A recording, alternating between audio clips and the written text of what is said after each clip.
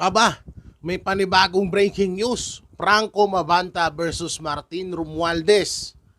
Ang katakataka dito, paano makakapaglabas si Martin Romualdez ng 76 million naka-frozen yung account niya.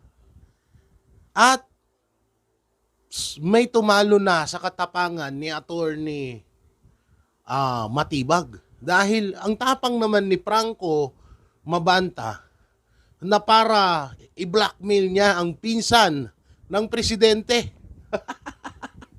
Putang ina, grabe itong issue na to ah. May naaamoy akong kakaiba dito ah. Ano to? Parang medyo malansa. No, mga banateros, mga kamiyaya, medyo malansa etong ano na to, etong issue mapatungkol dito. At eto pa nakakagulat dyan. Etong si Claire Castro naglabas ng picture ni VP Sara Duterte at Pangulong Duterte nakasama itong si Franco Mabanta. Wait lang ha, eto may papakita ko sa inyo. Kasi mga banateros, kung usapang ano lang naman, picture, eto oh, Bongbong Marcos, Franco Mabanta as social media director. Marami pa yan. Oh, ha? O yan oh, pinost mismo ni Franco Mabanta. Oh, eto pa. Oh, ha? Oh, oh, oh, ha? Oh, oh, ha, ha, oh, ha? Oh, ito pa isa. Oh, kasama si Manong Johnny. Oh, ganyang kalupit. Auntie Claire, anong masasabi nyo rito? Doon sa mga vlogger, ito yung content ng mga vlogger ng mga loyalistang tanga. Anong masasabi nyo rito?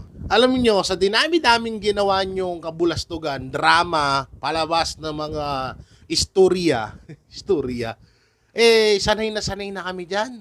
Hindi na bago sa amin yan. Ang masama dito, wala pang 24 hours na nahuli si Franco Mabanta at idinidikit nyo na naman sa mga Duterte, anak ng timang, hindi agad kayo, huli na agad kayo. Nakahanap agad kami. No, na kung talagang si Franco Mabanta ay konektado sa mga Duterte, what if pa kay Bongbong Marcos? Tanga ba kayo?